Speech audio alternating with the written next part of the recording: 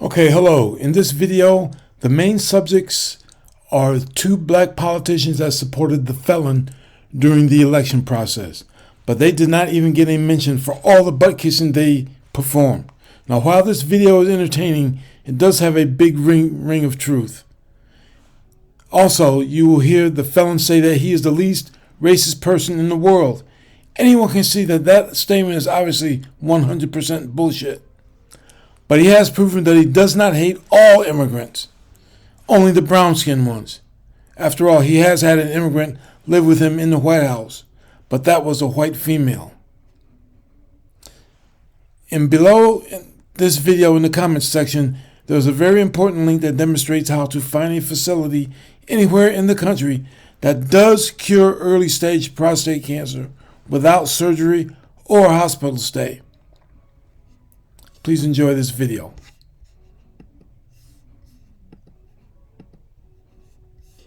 Banana in the tailpipe. Back stateside, Donald Trump is continuing to shovel steaming piles of nominee into his cabinet. Listen, we've seen pick after pick, from numbskull to numbskull, and dick after dick. For lack of a better term. But we're the black guys. Byron Donalds and Tim Scott have to be thinking, what crevice of Trump's rear end did they forget to kiss? I just love you. You mean to tell me, after all that sambo tap dancing, shucking, jiving, brown nosing, boot licking, and butt kissing for Master Trump, 2 weeks in vault.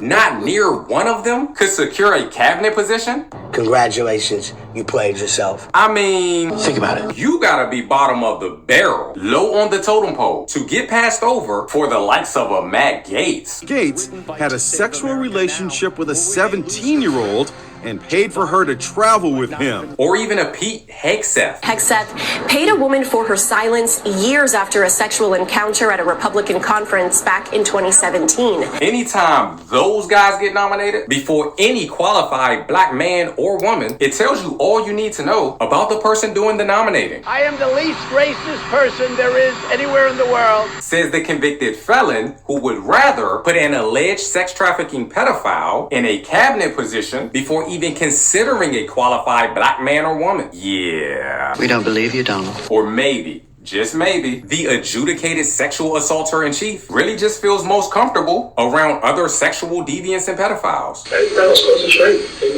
But kind of can. Now be clear, I personally wouldn't recommend these two black people for positions at the local YMCA, let alone a presidential cabinet seat, because they're not qualified either. But that's beside the point. They did all that Trump smoozing and ego stroking just to get overlooked for sex predators. Call me crazy, but that sounds like the new Affirmative action. Leave no white man behind. Might I remind you, Byron was so invested in his Trump bootlicking that he decided to dog whistle his appreciation for segregation. During Jim Crow, the black family was together. Because nothing brings a family together like whites only and black lynchings. Oh, this is my kind of party. This imbecile bent over backwards for the last 2 years, vying to gain Trump's approval. They really paraded him front and center on every network, station, and podcast they could think of, just to push the wacky false narrative that Trump was somehow gaining support with black voters. Nope. Trump got the exact same percentage of black voters in 2024 that he got in 2020. 12%. They even got this Uncle Tom to question the racial identity of a prominent black woman. Didn't talk about her being black, talked about her being the first Indian American senator. Who raised this conservative sellout? Anyway. But clearly, not to be outdone, Tim Scott's unfettered desire to kowtow to MAGA white supremacy hopefuls resulted in one of the most cringeworthy displays of Samboism that we've seen in some time. Thought I put on a show for the masses.